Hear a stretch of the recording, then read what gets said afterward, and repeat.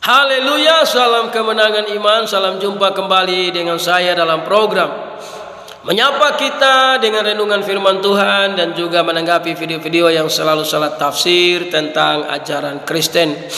Sebelum saya melanjutkan, jangan lupa tekan tombol subscribe dan memberikan komentar-komentar yang baik. Sobat-sobat yang dikasihi Tuhan,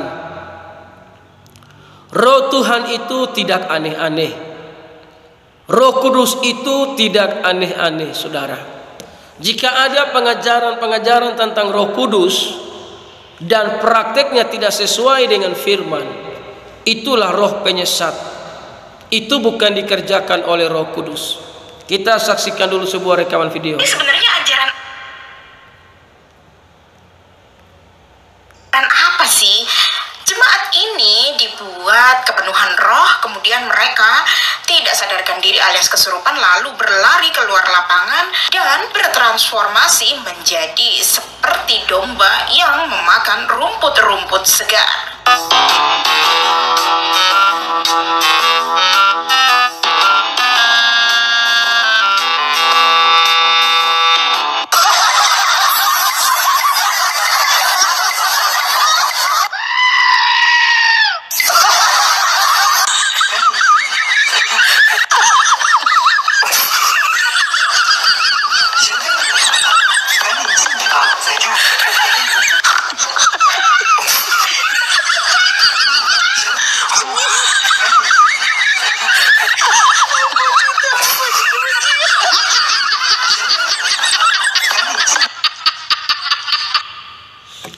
Demikianlah sebuah video pendek yang saya ambil dari video pendek YouTube. Saya perhatikan ibu muslim ini, memang dia selalu buat video, dia selalu ambil video yang aneh-aneh dan dia tidak paham tentang ajaran Kristen itu seperti apa, sehingga semua selalu dia berkata bahwa ini milik orang-orang Kristen. Saudara yang terkasih, video yang dia tunjukkan tadi, ada seorang pendeta yang mendoakan jemaat. Tiba-tiba mereka kerasukan setan. Saya tidak bilang penuh Roh Kudus, sebab orang yang penuh Roh Kudus itu tidak aneh-aneh. Ya, mereka kerasukan dan keluar makan rumput. Ini bukan ajaran Roh Kudus. Ini bukan ajaran firman Tuhan. Tapi ini adalah kerasukan setan, murni kerasukan setan. Orang penuh Roh Kudus itu tingkat kesadarannya itu tinggi. Berbeda dengan orang rasut setan atau dirasut oleh kuasa setan. Memang tidak ada tingkat kesadarannya karena dia pergi makan rumput, bisa saja makan kotoran hewan. Nah, itu bukan penuh Roh Kudus, saudara. Kisah Para Rasul 2 ayat 4 tentang hari Pentakosta, hari yang ke-50. Maka penuhlah mereka dengan Roh Kudus. Perhatikan di sini ayat yang keempat dari Kisah Rasul 2. Maka penuhlah mereka dengan Roh Kudus.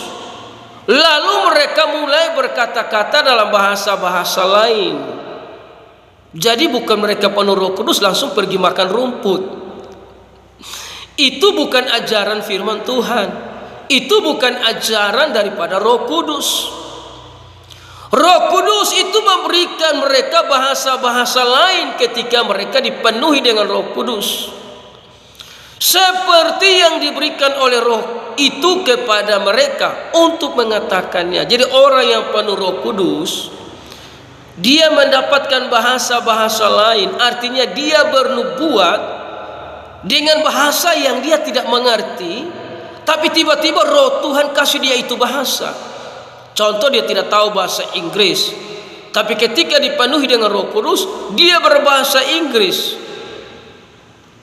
Dan ada orang yang mengerti bahasa Inggris, dia berkata, loh, dia kan tidak tahu bahasa Inggris, tapi kok bisa mengerti, dia bisa ngomong bahasa Inggris. Itu baru benar. Tapi kalau dia penuh Roh Kudus, dia berbahasa tidak jelas. Contohnya, dia ngomong Inggris tapi tidak jelas. Orang yang mengerti bahasa Inggris, dia ngomong kok tidak jelas. Nah, ini kan bukan dari Roh Kudus. Apalagi pi makan rumput seperti tadi. Jadi itu bukan dari Roh Kudus, ya. Di Alkitab ini hanya ada dua macam bahasa roh. Bahasa roh untuk bernubuat dalam Kisah Rasul 2. Bahasa roh untuk membangun diri sendiri dalam 1 Korintus 14. Bahasa roh untuk bernubuat kita pakai untuk membangun jemaat. Bahasa roh untuk membangun diri sendiri itu kita pakai untuk pribadi. Tidak bisa kita berbahasa roh yang tidak orang mengerti di lapangan sana, dan akhirnya orang bilang kita gila dan sebagainya.